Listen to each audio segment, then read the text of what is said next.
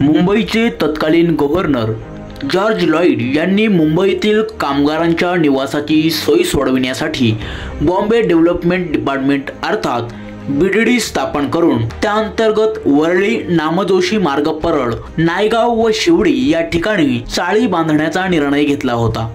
1919 मध्ये ब्रिटिशांनी रौलट कायदा आणून कोणालाही अटक करण्याचा जणू विडाच उचलला होता। 1920 नंतर स्वातंत्र्य लढा तीव्र झाल्यावर याच BDD चाळींमध्ये स्वातंत्र्य सैनिकांना डांबून चाळींचा वापर जेलसारखा केला जात होता। BDD चाळ पुनर्विकास हा महाराष्ट्र शासनाचा महत्त्वाकांक्षी प्रकल्प मानला जातो आहे। सुमारे 86 एकरवरील 207 BDD चाळींचा पुनर्विकास यात केला जातोय। नुकताच शासनाने 556 घरांचा ताबा नागरिकांना दिला आहे। या सदनिका धारकांतील 90% लोक हे मराठी असल्याचेही रहिवाशांकडून सांगितले जात आहे।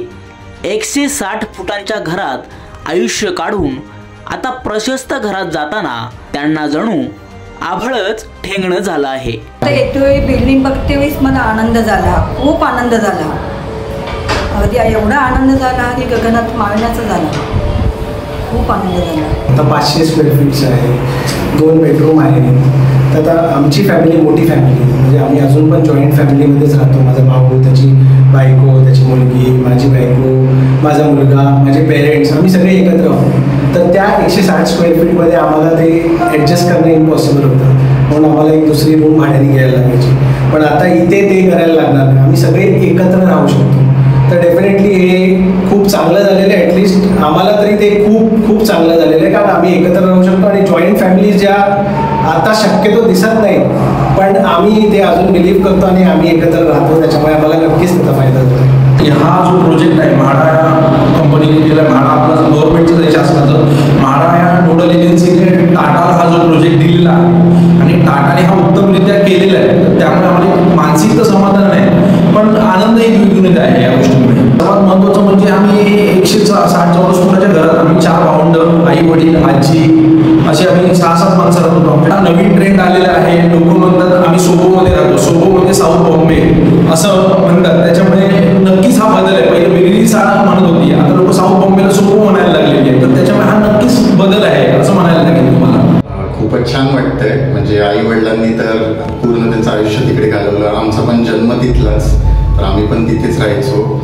तर आता एवढं मोठं घर मिळालं, आधी कशी छोटी रूम होती, लहान होती, तर आता एवढं मोठं घर मिळालं तर खूप चांगलं वाटतं। BDD चाळ म्हणजे आम्हाला पूर्ण वाक्य बोलायला लागायचं आणि ते आधी एका ब्रिटिशकालीन जेल होतं, हे सगळं हिस्ट्री वगैरे सांगावी लागायची। आता सगळीकडे फक्त आम्ही बोललो BDD चाळ, आम्ही फॅन किंवा ट्यूबलाईट काही घराचे इक्विपमेंट्स घ्यायला जरी गेलो आणि आम्ही बोललो की आम्ही BDD चाळीमध्ये आहोत, तर त्यांना सगळं माहिती आहे, घराचा प्लॅन की कधी मिळालं वगैरे सगळं माहिती आहे, ते एवढे फेमस झालेले आहोत। BDD चाळे म्हटलं तर काही ठिकाणी ॲडमिशन मिळायचे नाहीत मुलांना, तर त्यामुळे आता आम्ही टॉवरमध्ये आलो आहोत। BDD चाळीच्याच का होईना, पण आम्ही नवीन टॉवरमध्ये आलो आहे। त्यामध्ये कसं मुलांमध्ये पण सुधारणा होते, त्यामुळे शाळेचं पण दृष्टिकोन वेगळा होतो, आमच्याकडे बघण्याचा किंवा माणसांचा दृष्टिकोन सुद्धा वेगळा होतो, आणि त्यामुळे मला असं वाटतं की बघण्याचा दृष्टिकोन तो वेगळा होतोच आपल्यासाठी, सगळ्यांसाठी।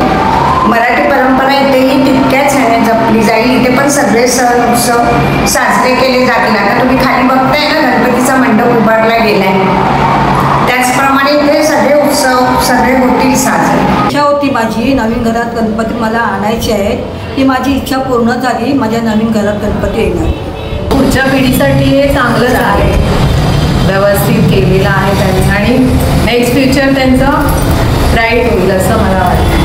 आता भविष्यात जे लोक जे BDD चाळ बघत होते, नुसते फक्त स्वप्न दिसत होते, पण आजच्या तारखेला म्हणजे आजपासून आम्हाला खरे म्हणजे स्वप्न आमचं साकार झालेलं आहे BDD चाळ लोकांचं। आणि प्लस इथे जेवढे येणारे जे होते ते सगळे मिडल क्लासचे होते, त्यामुळे आजच्या परिस्थितीमध्ये लोकांना चांगल्या त्या हव्या त्या सुंदर अशा वास्तव्य दिलेलं आहे। या BDD चाळीतून आल्यानंतर आमच्या इथे एवढा मोठा बदल झालेला दिसेल की लोक जे आहेत ते चांगल्या पद्धतीने उभारून निघतील आणि त्यांच्या उभारण्यामुळे लोक त्या लेवलला पोहोचतील आणि त्यांची मुलं पण हाय लेवलला पोहोचतील।